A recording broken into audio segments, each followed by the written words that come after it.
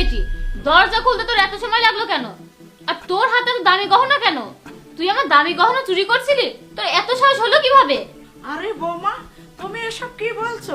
আমি তো এই, তোর জ্ঞান বুদ্ধি বিবেক সবকিছুকে হাঁটু নিচে নেমে গেছে নাকি? তুই কি বোকা? তুই জানিস না মালিকের স্ত্রীকে ম্যাডাম বলতে হয়? আর তুই আমাকে বৌমা বলে ডাকছিস? আর তুই আমার বাড়ি থেকে গহনা চুরি করছিস? তুমি ভুল ভাবছো, আগে আমার কথাটা শোনো। এই নির্বোধ, তোর কথা কি শুনবো রে? কথা শুনতে গেলেও না একটা লেভেলের প্রয়োজন হয়। তোর কোনো লেভেল নেই আমাদের সাথে কথা বলার। তুই নিজেকে দেখ আর আমাদের দেখ, কি একটা নোংরা কাপড় পরে আছিস। আজ আমার বিয়ে, আর বিয়ের দিনে তোর মধ্যে একটা ভিখারির সাথে কথা বলতে জাস্ট আমার ঘৃণা লাগছে। আরে বৌমা, তুমি আমার সাথে এমন ব্যবহার কেন করছো? আবার বৌমা? এই বেটি, কোন অ্যাঙ্গেল থেকে আমাকে তোর বৌমা মনে হয়? ম্যাডাম বলে দেখ। তোর মতো কাজের বর মুখে বৌমা ডাক শুনতে আমার জাস্ট বমি আসছে। তোরা না রাস্তাঘাটে পড়ে থাকিস, সম্পর্কে জড়িয়ে নিস কিছু টাকা পয়সা পাওয়ার আশায়। তুই কি মনে করিস এগুলো আমরা কিছুই বুঝি না? এই বেটি, আমাদের দিকে তাকিয়ে দেখ। তোর চেয়ে না আমাদের পোশাক অনেক ভালো। আবার তুই এসেছিস আমাদের সাথে সম্পর্ক করতে? আমার বোনকে তুই বৌমা বলে ডাকছিস? আরে আজব ব্যাপার বাবা, তুমিও আমার সাথে এই ব্যবহার করছো? তুমি তো অন্তত তোমার বোনকে বুঝাও যে একজন মানুষের সাথে কিভাবে কথা বলতে হয়। আরে বাহ, তোকে আবার সম্মান দিয়ে কথা বলতে হবে?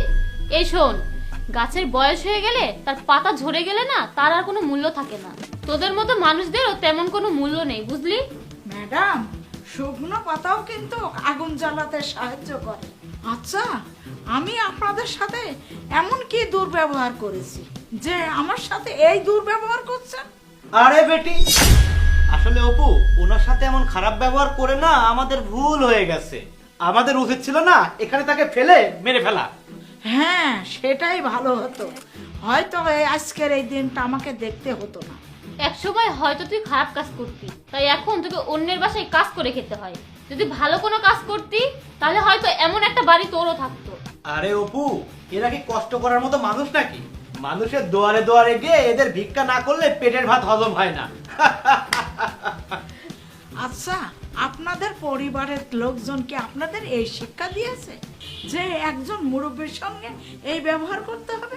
ছোট লোকের বাচ্চা, যত বড় মুখ নয় তত বড় কথা। তুই আমার পরিবারকে নিয়ে কথা বলছিস? যা, বের হয়ে যা। কি হয়েছে মা? জাহিদ, তুমি এই কাজের বুয়াকে কেন মা বলছো?